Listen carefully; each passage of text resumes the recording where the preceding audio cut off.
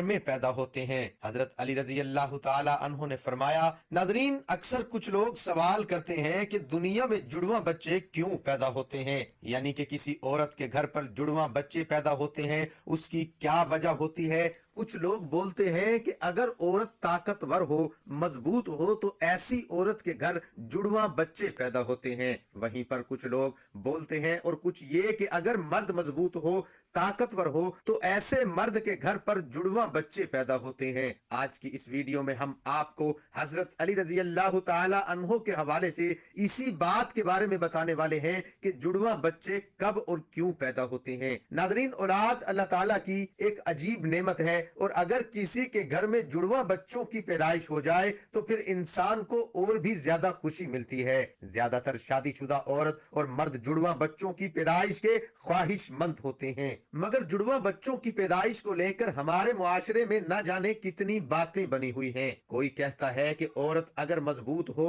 तो जुड़वा बच्चे पैदा करती है, वहीं पर कोई कहता है कि अगर बीवी के साथ बार बार हम बिस्तरी की जाए तो फिर जुड़वा बच्चे पैदा होते हैं। आइए अब आपको हजरत अली रजी अल्लाह ताला अन्हो के हवाले से बताते हैं कि जुड़वा बच्चे किसके घर में पैदा होते हैं। नाजरीन, अरब में एक शख्स बेटियों से नफरत करता था।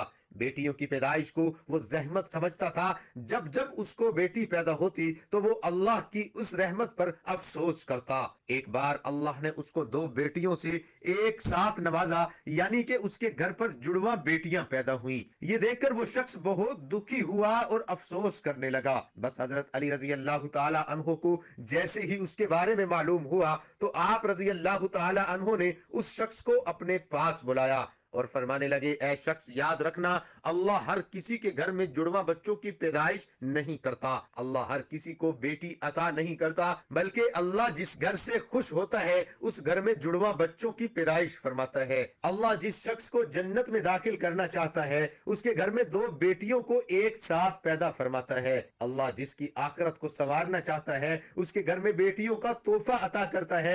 ऐ शख्स, मैंने अल्लाह के रसूल सल्लल्लाहु तआला अलैहि वसल्लम से सुना है कि जिस इंसान ने अपनी बेटियों की अच्छी तरह परवरिश की, उनकी शादियां की, तो अल्लाह ताला ऐसे इंसान पर जन्नत को वाजिब कर देता है। याद रखना, बच्चे वालिदैन के घर में रहमत बनकर आते हैं। तो ये सुनकर वो शख्स अर्ज करने लगा, या अली, जब औरत हामला हो जाए तो हमें ये कैसे पता चलेगा कि औरत के हमल से लड़का पैदा होगा या लड़की, या फिर जुड़वा बच्चे पैदा होंगे। तो हजरत अली रजी अल्लाह ताला अन्हो ने फरमाया, ऐ शख्स, इस बात को अल्लाह ही बेहतर जानता है कि किस औरत के हमल से लड़का पैदा होगा या फिर लड़की होगी, या फिर जुड़वा बच्चे पैदा होंगे। लेकिन हम आपको एक निशानी बता देते हैं जिससे आपको पता चल जाएगा कि औरत के पैदा होने वाला बेटा है या बेटी, या फिर दोनों हैं। ऐ शख्स, याद रखना, जब कोई मर्द अपनी औरत के करीब जाए और जब वो औरत के साथ हम बिस्तरी करने लगे तो वो देख ले कि अगर मर्द की मनी औरत की मनी पर गालिब आई तो समझ लेना कि औरत के हमल से लड़का पैदा होगा, और अगर औरत की मनी मर्द पर गालिब आ जाए तो लड़की पैदा होगी, और औरत और मर्द दोनों की मनी आमने सामने हो जाए तो फिर जुड़वा बच्चे पैदा होंगे। ऐ शख्स, अल्लाह ने पूरी कायनात के अंदर 80,000 मखलूकात को पैदा फरमाया है। उसमें से 20,000 मखलूकात वो हैं जो इस जमीन पर हैं, यानी कि खुश्की में रहते हैं, और 60,000 मखलूकात वो हैं जो दरिया में यानी कि समंदर और पानी में रहते हैं। और याद रखना,